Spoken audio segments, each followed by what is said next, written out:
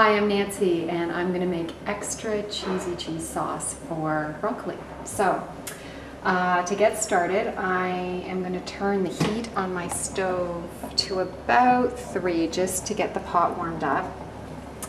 And I'm going to melt the butter, and there's 1/4 cup of butter here. So put that in and get that started. Break it up. You know, like everything is better with butter. So I err on the side of generous for the butter because it really makes the sauce really rich. And this is one of those sauces that isn't about being low fat. So I'm going to let that get going. Okay, so now we've got the butter nice and melted and loose, and we're going to start with the flour, and there's 1/4 cup of flour here. And what I do is I put it in a little bit at a time just to get it mixed in and not to let it get lumpy. And I might even switch over to the whisk if it doesn't look like it's going to. So let me just move over to this and I'll get that, because the trick to this one is absolutely no lumps. So I'll work in a little bit more of the flour.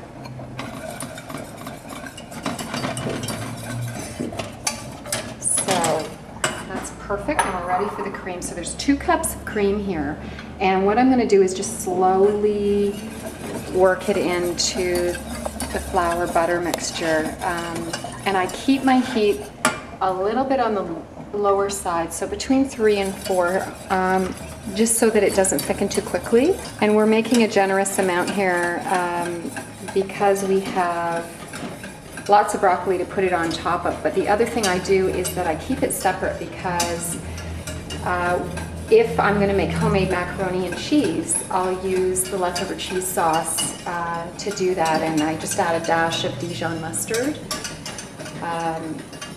to make the leftovers work. So they were starting to get a little bit looser, and I can add pretty much the rest of the cream now. And I'll move my temperature up a bit to have it thicken. So there we go. So I'll probably go up to a 5 or 6, because really I want to bring it to a boil.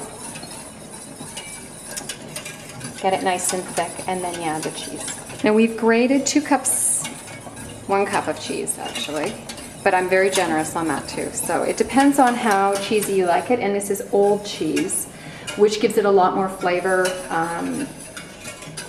But you can use mixtures of cheese. I've done cheddar with an old white cheese, or even put in some other types of cheese just to give it a little bit different flavor. So it depends on how adventurous you want to get with it. So there you can see it's pretty much gotten to a nice thick consistency.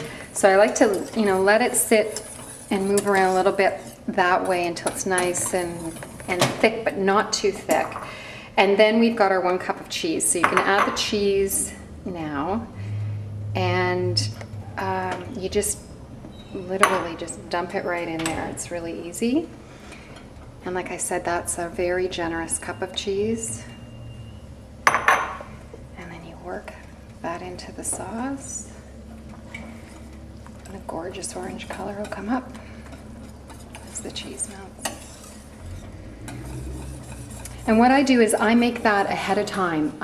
If I'm preparing a big meal, I'll make it a little bit ahead of time, an hour ahead of time, and I can let it sit on the stove and just warm it up once the broccoli or whatever I'm serving it with is done. And then that way I'm not fussing with it at the last minute. So you can see there the cheese is pretty much melted.